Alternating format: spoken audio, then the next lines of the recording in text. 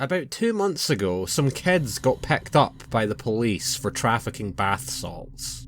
I started getting more late night calls from Cross Street where the kids were captured. People would get in the car and go to McDonald's or other houses, hotels, anywhere for a while.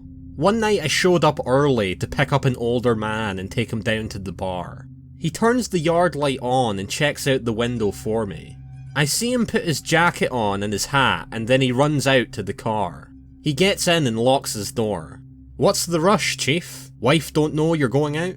He snaps from looking out the window to looking at me. "You don't hear that?" he asks. I look around for a minute and shake my head. "The howling?" he asks. I roll the window down a little bit.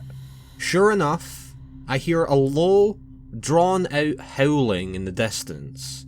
It's just a little louder than the engine of my taxi. He grabs my seat and leans up. "Please, take me to the bar now," he begs. I roll up the window and take him downtown to the bar. He hands me my fare and gets out. He's much more relaxed now. He walks into the bar like he wasn't a raving madman earlier. The night goes on, and I do a few more pickups from Cross Street. Each time I pick up, I roll the window down and the howling is still there. No matter where I pick up, I hear the howling far away from me. No one else brings it up but the old man. Central calls and asks me to go pick up the old guy by the waterfront. He walked down there, I guess.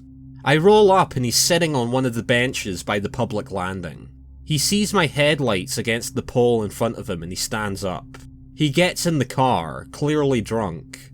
I take him home, and he sits in the car for a bit. He looks out the window and then back at me. I wait patiently with him. "Thank you," he sighs.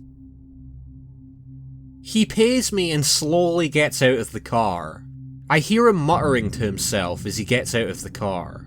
He slams the door shut and staggers up the step. He stands by the door for a moment before he goes in.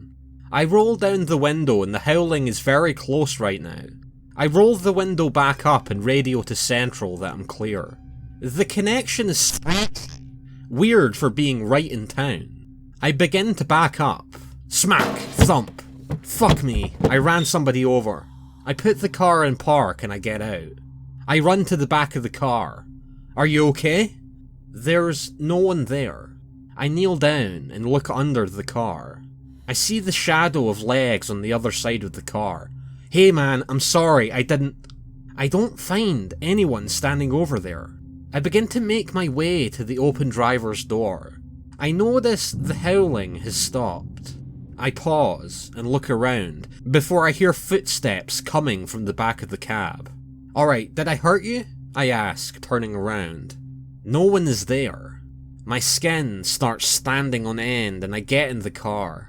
I shut the door and lock the doors. I back up slowly, but my headlights pick up movement. I stop again and look around. Maybe some teenagers fucking with me. I put my arm over the seat and there's a shadowy figure in the back seat. I slam on the brake hard this time and put the car into park. I open the door and jump out. The figure is faceless. It sits there for a moment before evaporating into nothing. I hear footsteps again behind me and turn to face them. A pair of eyes are headed toward me in the darkness. Golden eyes, like a cat staring into a flashlight or something, but human height. I back up against the car and then slide back into the driver's seat. I back up out the driveway and leave as fast as I can, tires squawking a little bit as I leave.